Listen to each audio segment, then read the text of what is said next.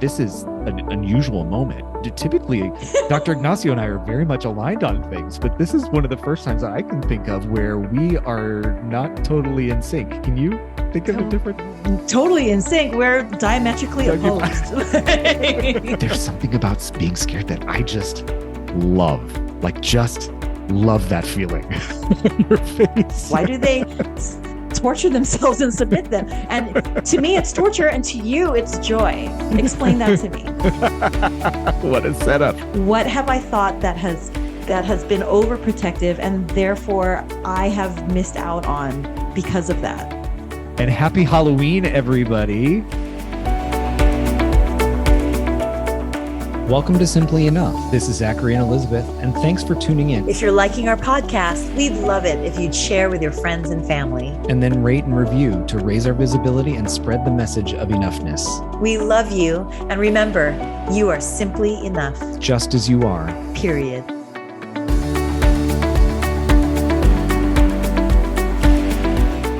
Hello, everybody, and welcome to Simply Enough. I'm Mr. Zachary Leonard.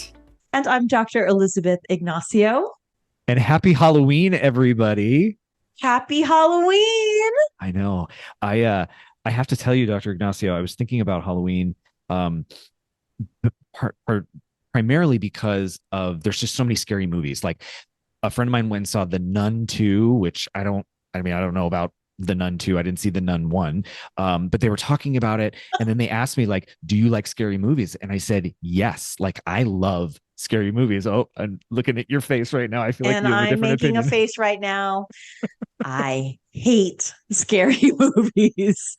It's non-negotiable with me. I will not see one, but don't let me interrupt. Go on. Well, listeners, this is for those of you that have been with us, you know that this is an unusual moment. Typically, Dr. Ignacio and I are very much aligned on things, but this is one of the first times that I can think of where we are not totally in sync. Can you think of a different? Totally in sync. We're diametrically opposed. Yeah, and it really does beg the question, like, why? So let me give you a little. It does beg the question, why? I don't get it, Zachary. I really don't get it. And it's going to get even crazier because I am terrified of clowns. Terrified of clowns. Can't stand them. I don't like parties where they're clowns. You know, when I think it was Walgreens did the red nose campaign quite a few years ago. I don't remember.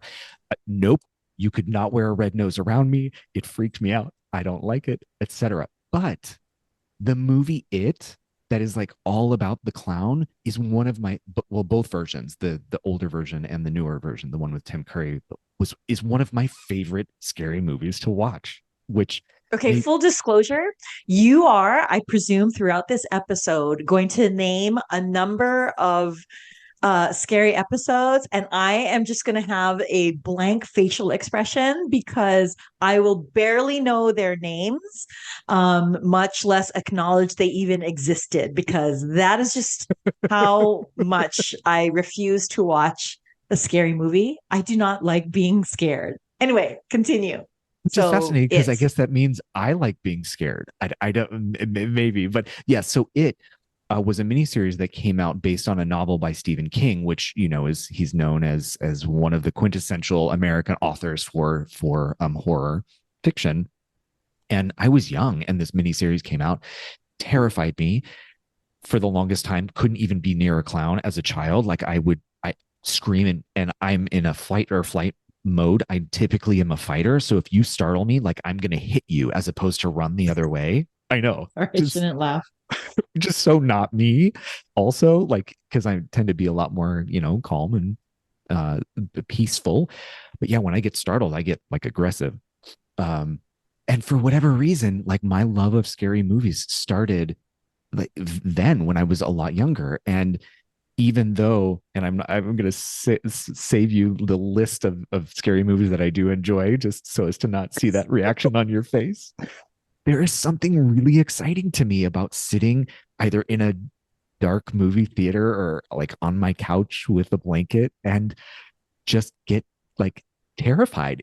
And you typically know the formula, you know what's going to happen. And it's rare that the movies actually deviate, but there's something about being scared that I just love. Like, just love that feeling on your face. I'm totally blanking with you right now because like I saw, our younger listeners are gonna have no idea what I'm talking about right now, but I think I saw Poltergeist Oh once. yeah.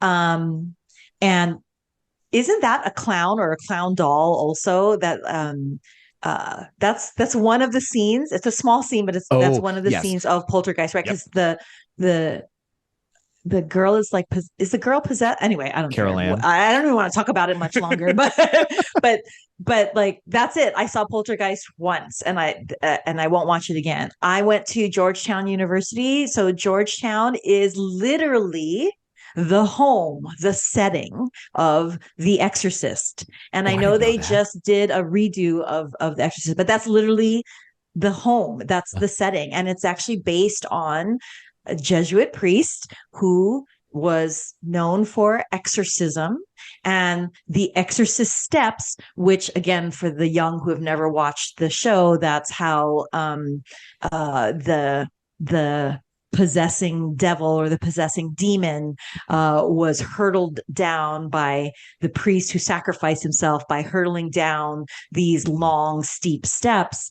um I mean, that is very much a part of, my alma mater's history and culture. And I have the hair on my skin is standing up right now, just talking about it. I don't like to talk about things like that, like demonic possessions and that kind of stuff, or even not even so much scary, but suspense, Mm-hmm. Mm-hmm. suspenseful movies. So there's another movie called The Sixth Sense, Oh which yeah. I think it actually won the Academy Awards. Again, for the youth, you're not going to recognize it, but it is a phenomenal movie. And it's with Bruce Willis and a little kid. I think his name is Joel Osman, or anyway, I Yeah. don't know. But um, and no spoiler. Should I Yeah. do the spoiler? I mean, it's I such an mean, old movie it's now, so yeah. but At this point, if you haven't watched it, like it's on you. well, it's so good. And the bottom line is, well, and okay, you know what though? It's so good that for those who haven't watched it Yeah. Yeah. yet, Yeah. go ahead and watch it, because if I was able to sit through it, it is that good a movie. But I just can't watch it again because, and I think also because my brain is a very visual Mm-hmm. brain. I can actually still see the scenes. So I'm not giving up any spoilers, but I will say that the premise is that a kid can see dead people. Mm-hmm. And that's actually one of the famous lines is I see dead people. And this little kid says that. And there's this scene where he looks under his bed, and that's all I'm going to say. And I now hate Oh yeah. looking underneath the bed. Uh-huh. Like I do not like that sensation of suspense, much less, even worse on the spectrum, being scared, like Mm-hmm. literally being scared and frightened. I've never once watched a Friday the 13th Mm-hmm. movie. I've not even watched um what is it? It's probably not even a scary movie, but Nightmare on Elm Uh-huh. Street. Oh no, not that. Obviously, that is a scary movie. No, The Nightmare Before Christmas. Oh Okay, yes. that's a Mm-hmm. Christmas movie, and it's about like skeletons and all that kind of stuff. And I'm sure that it's actually a happy movie. It's a Christmas movie, but I still won't watch it because it's got like macabre Uh-huh. Yep. and Yep. skeletons, and that is just not my genre. So why, Zachary? Tell me why. What is it? Perhaps I'm missing out on something. Probably not. I doubt you're going to convince me to try the genre, but I'm curious. What is that sensation? Do you like the sensation of being scared, or do you like the relief once the scary moment is over?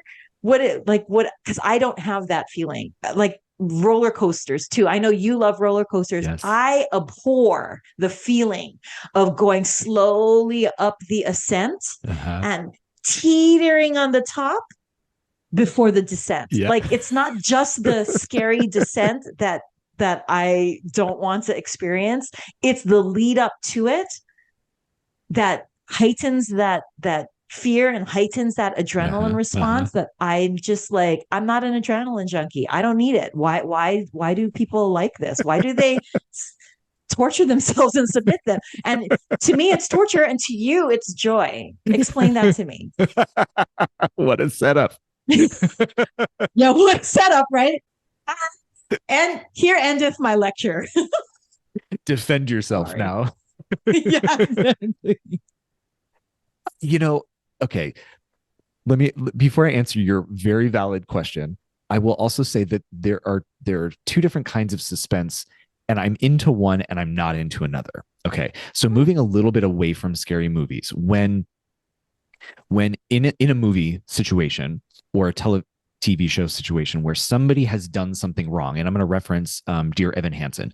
So Dear Evan Hansen is this musical ultimately about this individual who finds himself in a lie that snowballs, and suddenly he wants to figure out a way out of the lie, and he has to confront the people that he's lied to, particularly the parents of a student that has died, and confess to them his lie. That kind of suspense, that kind of build up to a real moment, a very difficult conversation, and somebody like living out their truth that could hurt somebody's feelings. We see the conflict, and then we actually see the resolution. That is a level of suspense that I get uncomfortable with. And sometimes I will like fast forward through that. So that kind of discomfort for me is different than a roller coaster or watching a scary movie. And I wonder if the fact that it's not real and there's some distance between, like, you know, a slasher movie, or I feel safe in the roller coaster. I know I'm not going to fall out. I know I'm not going to fly like that, which, you know, is also maybe why some people do get scared, because they're like, what if the straps don't hold me, etc. Don't talk about those things. Don't even talk about. But I just want to separate the two, because there is a level of suspense and adrenaline and whatnot that I do enjoy that comes out of a scary movie, and also some kind of thriller. So if you've ever seen, so just so that I understand correctly, what your point was just now is that as long as you know that reality is somewhat suspended. Yes. Or even the reality of, a roller coaster is real, and that activity and experience is real. You're literally living that experience, but because you have the harness and the seatbelt and all that kind of stuff, that's how you can kind of disengage. Engage in the activity, but disengage and recognize the fear. Any fear you might feel is unsubstantiated. Correct. Is that what you're saying? Yes, that fabricated fear. Yes. Whereas in Dear Evan Hansen, because it was elements that are real emotions, that though it's a story, though it's a movie, and by definition, in watching a movie, you're suspending your disbelief because those are actors playing the thing. Right. Still, because the emotions are real and you yourself perhaps have experienced those emotions in one shape or form, it almost, shall we say, hits too close to home, and it's too real. So you don't like that. Correct. I'm uncomfortable in that moment. Right. So I like the musical for sure. I just, when I get to that part, that I get flushed with kind of all of those icky feelings. Like, I don't want to be here. I don't want to be in this place. I don't like this feeling. I don't like this situation. Can I fast forward? Can I move along past this? Whereas the fabricated fear, to your point, and the very clear delineation is, I'm okay with that, because I know that it's put on, that it's done, that the true reality and the story, or the mechanism to create that fear, is so far that there's a safety in that for me, in a way. Which is why for some people, when they watch scary movies, they can't fall asleep, or they're kind of haunted in a way by whatever they've seen. I am not one of those people, because my brain has like recognized it's fake. They did this to create a sense of fear in your mind, but it's actually, there's not going to be somebody in your house that's going to be standing there that's going to have. See, that freaks me out.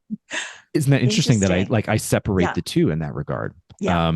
But like, Silence Which of is the funny because Lambs. I can deal with my own internal emotions. Say in that same scenario, in Dear Evan Yep. Hansen, there are uncomfortable feelings and emotions that are stirred while witnessing, these actors portraying Hmm. this storyline.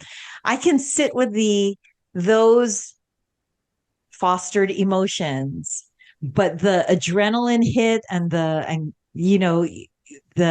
even if I can logically say that the movie is fabricated or I'm strapped in well in this Incredicoaster in Yeah. California Adventure and at Disneyland, which I lie. I've never ridden that because I refuse to, but Yeah. my family can ride it all the time.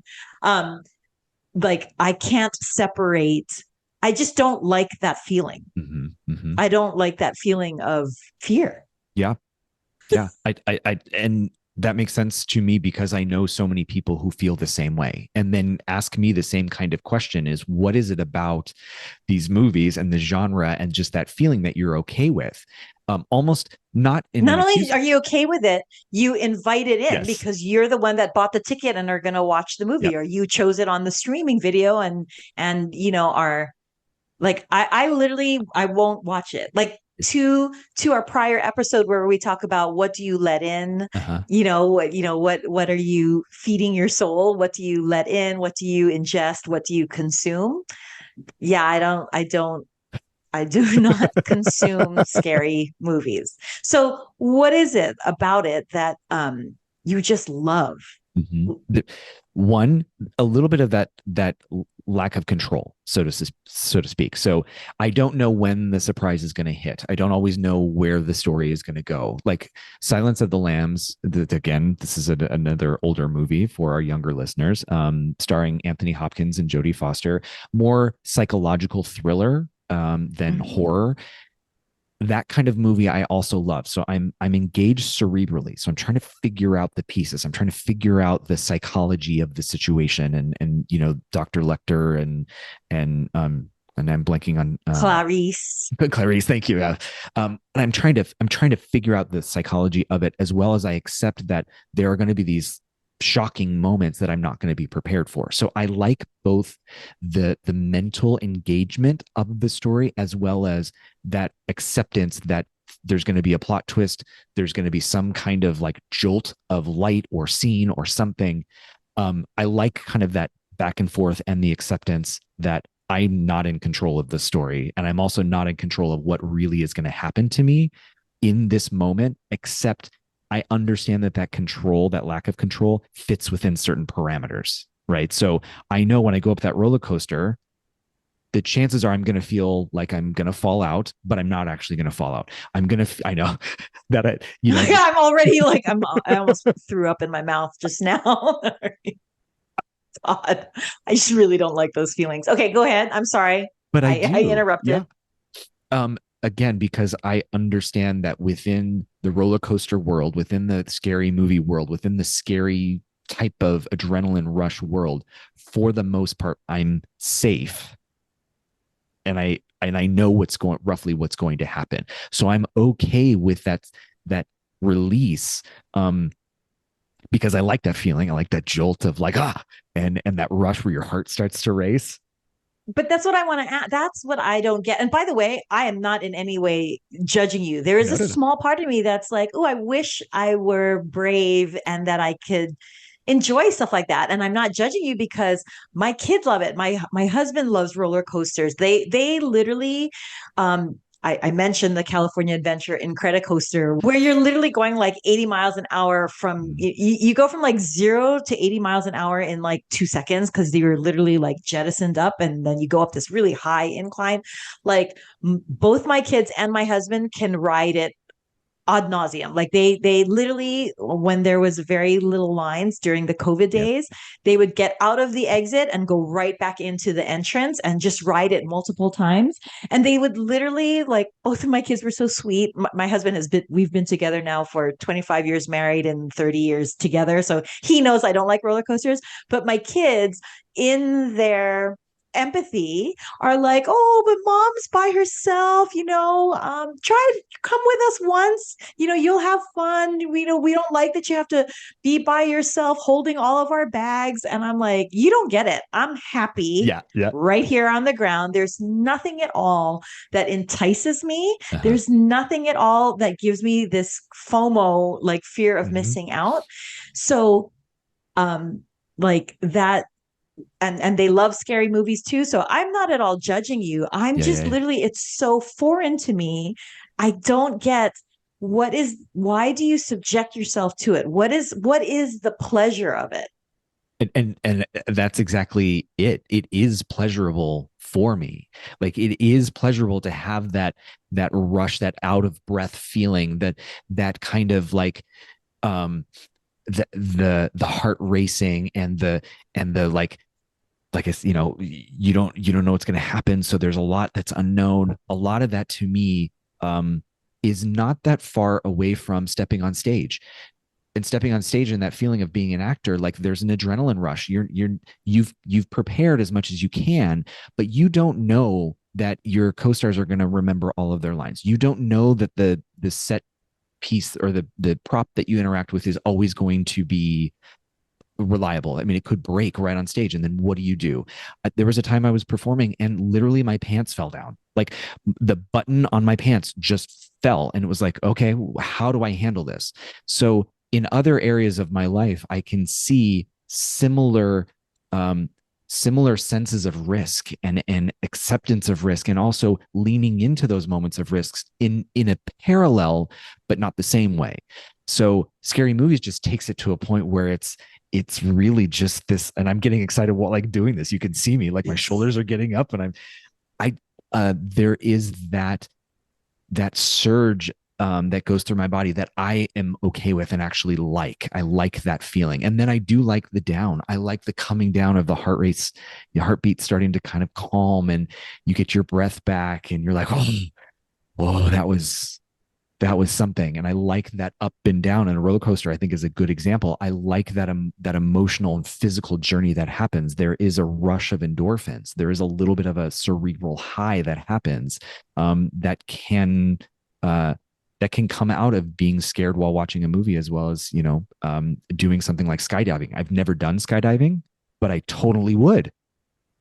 I was literally, that is so weird. We're so like connected because that was literally the next question out of my mouth is, would you ever do that? Mm-hmm. Because of course my answer is hell Hell no. no. I would never. I don't get why would I I just feel like I'm super happy in my life. Why Yep. would I like need to test my life that way? But having said that, that's me. Mm-hmm. Yet I can also, like I said, I'm not judging you. I get that that sense of exhilaration. Like I can understand and have experienced myself exhilaration. I just don't feel I need to subject myself to being scared or Yep. like putting myself in a seemingly risky though Mm-hmm. controlled Yep. activity for the sense of exhilaration. I feel like, boy, I can get exhilaration when I know this sounds Pollyanna like, but like I literally get exhilarated when I see the sun's rays peeking Mm-hmm. through the clouds. And like I can just pick and choose throughout my day moments where I'm exhilarated. I'm exhilarated when the surgery goes well. I'm exhilarated when a patient in my office, feels so much Mm-hmm. better Mm-hmm. having, been treated. I'm exhilarated vicariously watching the joy that my kids feel and experience when they do something right. You know what I mean? Like, so that's why I'm just kind of like, I feel so exhilarated on a day to day basis. Uh-huh. I don't get subjecting myself to what I perceive as torture to test my sense of living. Do you know what I mean? But I think that's exactly the point. As you're talking, I'm like, I wonder how many of us have actually stopped to identify what it is that we find exhilarating and then what we do to seek that out. Yes, a scary movie is one of those things for me that is exhilarating, thrilling, but for you is not. But you love to dance. You love to dance. You love the energy that comes out of being connected with music and dancing with other people, not dancing with other people, you're vacuuming and you're dancing. It doesn't really matter. That thrill that you get out of that is, to me, reminiscent of some of the thrill that I get rock climbing or baking or being with you or being with my family. Scary movies, I think, just happens to be a very elevated, a very like ratcheted up version of finding something that just like lifts me up in an odd and seemingly twisted way. You know what I mean? Oh, and again, I'm not saying that No, I it's know. odd or No. twisted Sorry. Yeah, because you're again, right. You're right. my You're own right. family have Yes. that. So I'm not Yes. judging. I I, just literally like I don't get it. And like I also said, I don't think I'll ever be convinced to watch a scary movie unless under duress. So again, I don't think I'll ever be convinced to Mhm. willingly watch it. But there is an element of me that thinks not so much what is wrong with me, but what is it about me that does not want to put myself in those Mhm. in a situation of feeling scared. And we're bringing this down a little bit, but I was a part of this very prestigious program. I'm very grateful to have been a part of it. It's called the Amidyar Mhm. Fellows program. Pierre Amidyar is the original founder of eBay, and he and his family now live in Hawaii, and they started this leadership fellows program, and I was selected, and I'm very grateful for it. And part of the 18-month um, intensive component of being a part of the fellowship program is that you do what's called an independent learning excursion. And the Amidyar Foundation generously pays for an excursion. And literally, you are the one that proposes what to do and where to go. And then, of course, they can decline, and you have to think of something else. And so ultimately, after multiple iterations of what my ILE, independent learning excursion, would be, we landed upon my self recognition that as I have become a parent, and especially as an orthopedic surgeon, my mind has been cultivated to always look for what's safe and what or where injury might occur, for example. And so to get me out of my safety zone, so not just comfort zone but safety zone, Mhm. um I was sent to this place in Arizona, and it was wonderful from a mind, body, health, body, spirit, health, and wellness. But also a component of it is where you also do these physical challenges.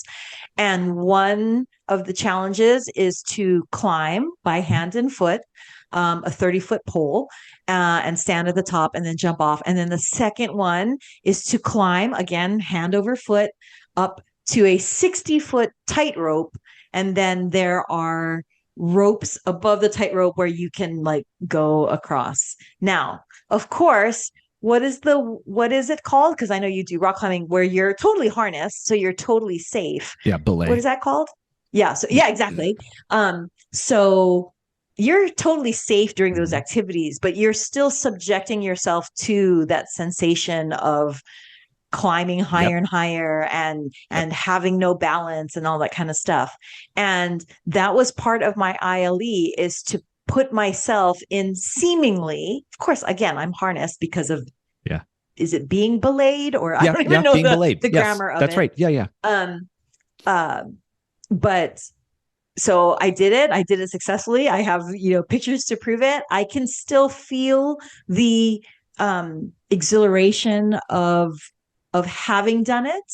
Um, and I'm glad I did it, but I don't necessarily feel like, oh, my life was incomplete Yep. until I subjected myself to placing myself in those activities. But it did still remind me, though, that I don't always have to come from a sense of safety Mhm. and a sense of fear of injury or a Mm-hmm. fear of hurt feelings or a Mm-hmm. fear of, you know what I mean? Like, Mm-hmm. In a previous episode, we threw out this idea of, not yucking somebody else's yum, and then we turn it back on ourselves and saying, not yucking our own yum. I think there's also some merit to saying, don't yuck your own yuck. You tried it, right? You were forced to try it in a way. But there is something about saying, like, that's just not for me. And I can listen and try to understand other people and maybe learn about myself at the same time and be like, nope, that's definitely not for me. Or in the process of hearing somebody else's interests and something that may scare you, maybe push you out of your comfort zone, you try it and you find a little bit about yourself. Okay, now you've learned. Like I don't want to rock climb outside yet. To exactly what you were saying, as you were telling that story, I literally could feel the flush of like, nope, nope, nope, nope. There's something about being on that ladder, even being harnessed with a belay, that I myself would have a hard time with. When I'm in an indoor gym and somebody is belaying me and I get to the top and I have to let go, there is still that moment of like, am I safe? Am I controlled? Is the rope going to hold me? Is my harness going to hold me? And it's controlled now because I've had that experience. But initially, I did freak out. I truly did. So I very much understand what you're saying, and now in kind of more in your side, which is like, I don't. That would have been really hard for me, and I love the kind of adrenaline rush, etc. I think a takeaway, not that the episode has to have a takeaway, but I think one takeaway, though we started with something like scary movies Yeah. because it's Halloween, I think a takeaway is to recognize, to feel fully alive, exhilaration is a feeling, right? To Mm-hmm. feel fully alive, exhilaration is a way to feel it, right? And exhilaration can come from different ways, Mm-hmm. right? Some safe, others scary, but those are ways to feel fully alive by feeling exhilarated. I also want to throw in that it's important, and I'm talking to myself right now. I'm lecturing myself. So I'm speaking out loud the internal dialogue that's going on in my head right now.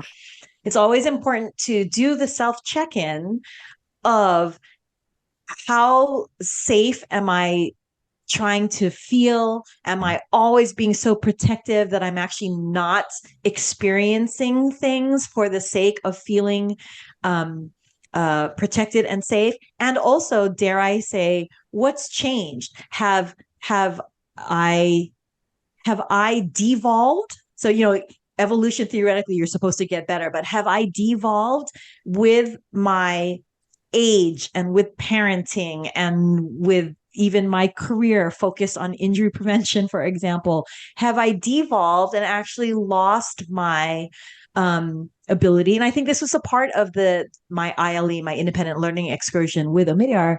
Have I lost my ability to put myself in situations so that I can feel a little out of control, and that's okay, or sense or test my sense of exhilaration? Because here's the irony, dear listeners and viewers, and my dear friend Zachary, you may or may not remember that I was a cheerleader at Georgetown, and this was back in the heyday of Alonzo Mourning, Dikembe Mutombo, Allen Iverson. We were a co-ed team, and so we did the tumbling and the stunts, because we were a co-ed team. So literally, I was on the top of pyramids.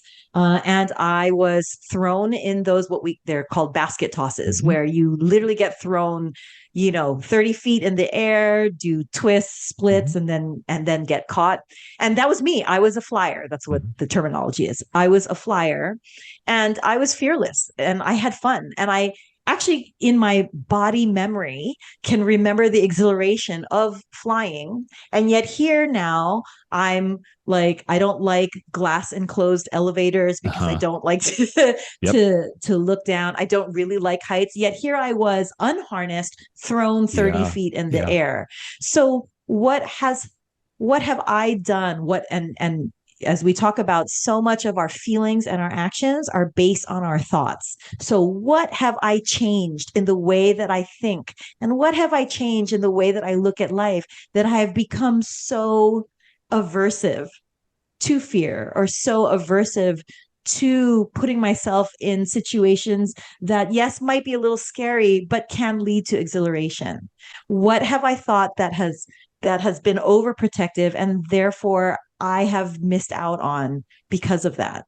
Listeners and viewers, in preparation for this episode, I just threw this out there. I'm like, Halloween, I think of scary movies, and Elizabeth got this like really cute little smile and said, like, let's see what happens. And that nugget that you just said is a literal like boom moment. I mean, just the level of questioning, self-reflective questioning that we can all take with us, starting from a scary movie and going into something like that, I think is not only can help us learn more about ourselves, but also can help challenge us as we break through maybe some of the limiting beliefs, the limiting thoughts that we have adopted and put as barriers into our life and our interactions and our experiences, etc. So that was so incredibly and beautifully said.